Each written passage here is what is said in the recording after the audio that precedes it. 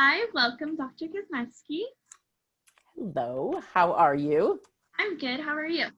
I am doing good. Okay, if you would like to introduce yourself. Okay, so I'm Mary Beth Kosmeski. I am a professor, an assistant professor of professional practice at Oklahoma State University in Stillwater. And I'm also the president of a marketing consulting firm called Red Zone Marketing, located in Chicago. And we've been in business about 20 years, and we do marketing consulting mostly in the financial services industry, like Morgan Stanley and Merrill Lynch, and those kinds of companies are our clients. Slightly a big deal, just a little bit. Okay, first question is, how do you motivate your team? So regular communication seems to be the best way to motivate them. You know, we have goals and objectives, and regular communication about how we're doing on those goals and objectives, and celebrating successes, even small ones, seems to be one way to keep everybody on track and also motivated. Yeah. Okay, what advice would you give to people who want to be a manager one day? Boy, I think managing is a difficult position. It's definitely a difficult position because it's not just you're the boss of everybody.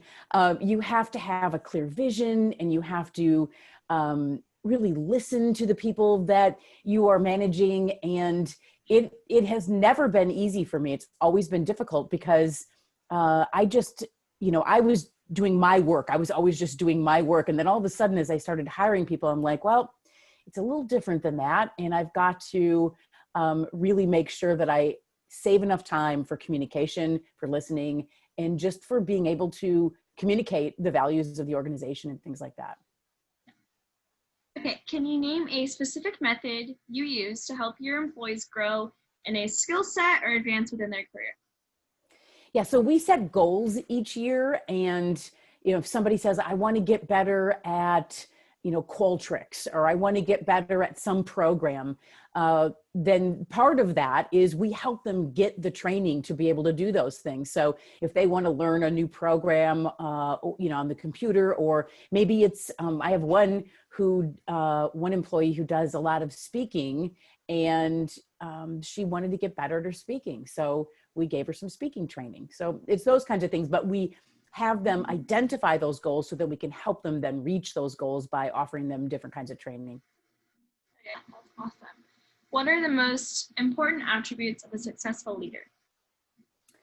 Boy, I think being able to have a really clear vision, and also be ready for change. Because I think, sometimes if we're so set in our ways, and this is our vision, and this is where we're going, what we're seeing right now in these pandemic times, if you will, is that everything changes, and you can't be so set in your ways. You have to listen to your people and figure out what's happening and make changes. And certainly at the university, we've done that. But at Red Zone Marketing, we've done that as well. We've had to do that. We've changed so many things. And part of the way that we change is by listening to our people and being flexible. Yeah. Okay. How do you delegate tasks to the team without overloading your top performers? Yeah, that's a hard one because the top performers usually will take extra stuff on.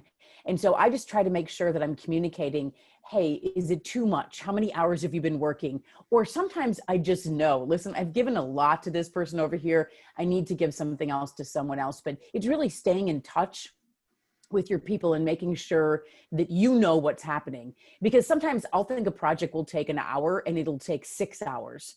And unless that person communicates that back to me, I'm thinking, well, why aren't you done with that yet? So we have to make sure we stay in touch with the workload. Okay, what resource have you found particularly helpful in your career as a leader or manager? So like a book, training, a specific mentor? Yeah, I've done so much in this area to get better at being a leader and being a manager. But there were two books that I thought of. And one of them is, and I'm going to read this so I don't mess it up. It's Primal Leadership by Daniel Goleman. And he's amazing. He's written all sorts of great things. He's got all sorts of great things out there. But the key points were self-awareness, empathy, and collaboration. And self-awareness empathy and collaboration are three of the most important things when you're trying to be not just a manager, but a leader. And the other one that I just read, actually I just listened to it, is Win Fast by Simone Reynolds. And this was an absolutely amazing book. It was I think it was just released not too long ago, but it talks about productivity. And to be a good leader and a good manager, you've got to get a bunch of stuff done, but you also have to have time for everyone else. And so how do you build that balance? Well, you got to be more productive. This book has so many tips about being productive. I have listened to it once, and my goal is next week to listen to it again and start implementing. I love that. What character traits do you find most beneficial as a leader and a team member? Well, for me, it seems to be optimism and passion. Because if you're positive and you are excited about what you're doing, other people seem to want to follow and do that. And if they don't, then they're probably not in the right position. But if you're positive about what's happening and you're passionate about the work and you're passionate about the clients in our case, I think that's definitely it. What is a lesson you learned later on in your career that you wish you would have known when you first started? Yeah, I said before that, managing was not the easiest thing for me because I was just so focused on getting my stuff done. And all of a sudden I have all these other people. Empathy is the thing, because I didn't have, I guess empathy and patience. I guess those are two things that I wish I had so much more of when I was younger in business, because I think it really would have helped. I learned it, but it's, in some cases I'm still learning it. So. Yeah, totally understandable. How has your management style changed since you first became a leader? Way more collaborative. Instead of me saying, everybody do these things, it's much more now like, I want to find out what everyone thinks about the things that we're doing, and to get the feedback from them, and to really take the time to listen. But collaboration is really, much more collaborative is really important. Yes. Okay. And what is the biggest challenge you experienced after becoming a manager, and how did you deal with it? Yeah, so I think it goes with the whole empathy thing, but dealing with other people's personalities that are so different than mine. So I really made a conscious effort to hire people that weren't just like me. And that's what you want to do as a manager and a leader. You want to bring in diversity. You want to bring in different kinds of people who have different perspectives. But the hard part about that is dealing with all the different personalities. Like, I could deal with me all day long, but dealing with someone who's the opposite of me took some time to sit back and go, now, what are they really saying here? What am I supposed to, how am I supposed to react to this? And I really had to take some time to kind of figure that out. But different personalities has been a challenge, but also has been a blessing for my business, because it's brought in all sorts of different kinds of people that really gave us such a different perspective on business. Yeah, totally understand that one. Okay, so this one's just like a for fun one, but what would you say has been like your favorite position you've held so far? Oh boy. Well, I love being an assistant professor of professional practice at Oklahoma State. And no doubt it is, I've been working in my own business and managing and leading and working in the financial industry for 20 years.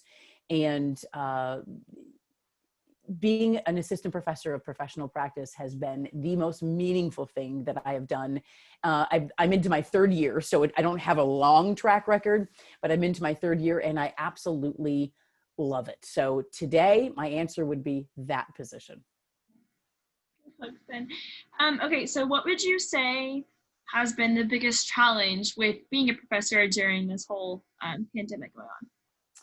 The biggest challenge is trying to find ways to engage the students. I find, because I teach the principles of marketing course, and we have 1,000 students that'll go through that course a semester. And I've never seen students seem so disconnected, disoriented.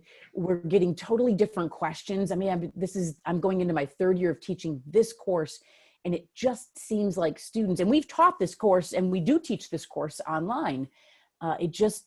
it's really trying to engage and listen and reach out and be proactive with the students, because I think that some of them feel isolated, and I think they feel that this is not the semester that they thought it was going to be, Yeah. and it's difficult on the students. And so I have really tried to be proactive with the students and go through and see who hasn't been taking their quizzes. Maybe I should reach out to them. And boy, with a lot of students, that's a hard job to do, but I feel like I want to do that because I think there's just students at risk right now.